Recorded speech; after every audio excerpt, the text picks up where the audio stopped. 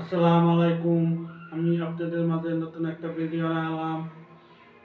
আমি এই ভিডিওটা যদি ভালো লাগে থাকে এই চ্যানেলটি সাবস্ক্রাইব করবেন। আমার মেসেজটা ভারতের দাদাবাবুকে আমি দিতে চাই। ভারতের দাদাবাবুকে বলতে চাই, আপনারা দেশের লোক অনেক কষ্ট করছে, আপনারা এটা তাকে দেখেন, আপনাদের কেন মায়া লাগছে না? আপনাদের ভারতের মানুষের জন্য বাংলাদেশের খুব মায়া লাগে। ভারতের দাদাবাবুকে বলতে চাই, কিছু রাজনীতি ব্যক্তির লোককে বাংলাদেশের সরকারের কাছে আপনারা ক্ষমা চেয়ে নিন। আপনাদেরকে বাংলাদেশের সরকার ক্ষমা করে দিবে। বাংলাদেশের সরকার বর্তমানে ডাক্তার ইউনূস, সে অনেক ভালো মানুষ, সে একজন নোবেল পাইছে, নোবেল প্রাপ্ত লোক।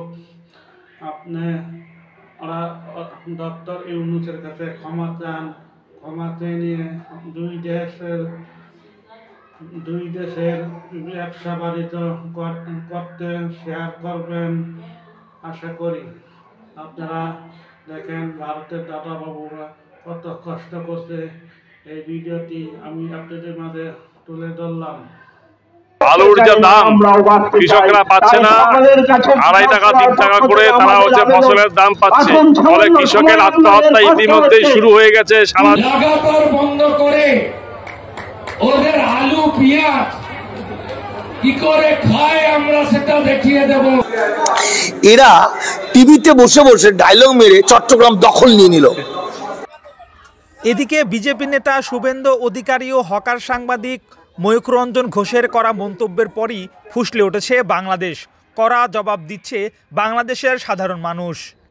ভারতের কোনো জিনিস নেবো না, দেবো না, একেবারে ডাইরেক্ট। আমার অন্তর্বর্তী সরকারের কাছে একটা অনুরোধ, ভারত আমাদের বহু জ্বালাচ্ছে, আদমকালের থেকে জ্বালাইতেছে, জ্বালার মধ্যে আর থাকতে চাই না। দেশের পেজ লাগবো না, দরকার হলে অন্তর্বর্তী সরকারের কাছে অনুরোধ যে আমাদের কৃষকের টাকা পায়, কোনো বাইরে থেকে পেঁয়াজ আনার দরকার নাই। এদিকে ভারতের আলু পেঁয়াজ চাষিরা পেঁয়াজ আলু নিয়ে রাস্তায় এসে আন্দোলন শুরু করে দিয়েছে।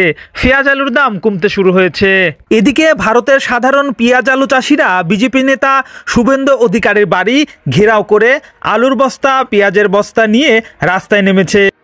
আলুর যে দাম কৃষকরা পাচ্ছে না, 2.5 টাকা 3 টাকা করে তারা হচ্ছে ফসলের দাম পাচ্ছে। ফলে কৃষকের আত্মহত্যা ইতিমধ্যেই শুরু হয়ে গেছে। ভারতের কৃষকদের আন্দোলনে নামার প্রধান কারণ বিজেপি নেতা